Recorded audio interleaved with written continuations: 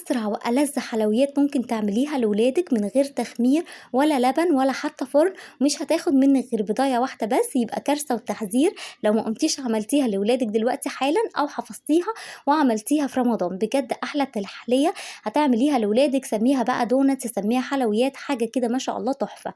نسمي الله ونبدأ الوصفة. أول حاجة أنا جبت طبق عميق حطيت فيه بضاية وكمان ظرف من الفانيليا. استخدمت هنا الفانيليا اللي هي البودر، تقدري تستبدليها وتستخدمي الفانيليا السايلة، وفي الحالة دي هتحطي معلقة صغيرة عشان نكهتها بتكون قوية. بعد كده خرجت من التلاجة كوبايتين من الزبادي وضفتهم عليها، يعني ما استخدمتهمش على طول وهم ساقعين، سبتهم شوية.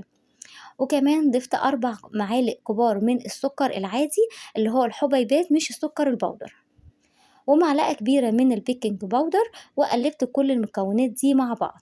القوام بتاعها بيكون تقيل شوية عامل كده زي الزبادي. بعد كده هتضيفي الدقيق كوباية وربع هتنخليهم كويس، زي الدقيق بتاع اي حلويات او اي كيكات لازم يتنخل عشان لو في كده اي تكتلات وبيخلي العجينة معايا هشة.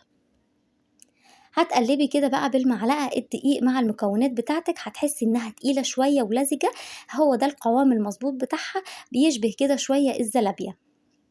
مش هتحتاج منك اي تخمير، مجرد بس هتحطي المكونات كلها على بعض وهتقلبيهم لحد ما يندمجوا معاكي، بس كده. في الوقت ده بقى هتجيبي طاسة على النار وهتخليها كده على درجة حرارة متوسطة وهتحطي فيها الزيت. أول ما يبتدي يسخن جبت هنا المعلقة بتاعة الآيس كريم وحطيت فيها زيت أو بلتها بالزيت علشان العجينة معايا ما تمسكش، وابتديت اللي أنا آخد كده الحلويات بتاعتي أو الدونتس بتاعتي ونزلتها في الزيت. مجرد ما تنزل في الزيت السخن، ما يكونش درجة حرارته عالية، يعني يكون متوسط، هتبتدي بقى تنتفخ زي ما انت شايفة كده وهتكور معاكي وهتاخد لون. اول ما تبتدي تاخد لون من فوق ومن تحت هتبدأ اللي انت تطلعيها وتخليها كده لما تهدى وتصفي الزيت بتاعها.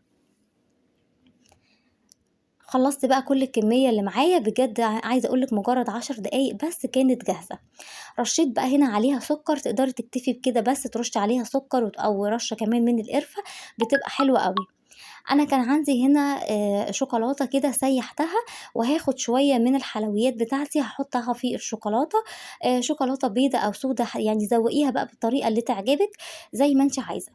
كمان انا فتحت الحلويات بتاعتي كده من جوه وحشيتها بالشوكولاته. تقدري تستخدمي النوتيلا او ممكن حتى الشوكولاته الاقتصاديه، يعني مجرد شويه كاكاو وزيت ولبن بتخلطيهم مع بعض كده في الخلاط. هسيب لك الوصفه بتاعتها في اللينك ان شاء الله.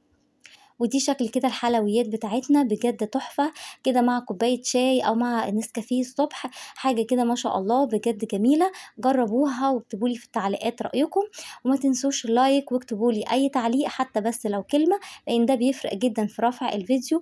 واستنوني في فيديو تاني إن شاء الله.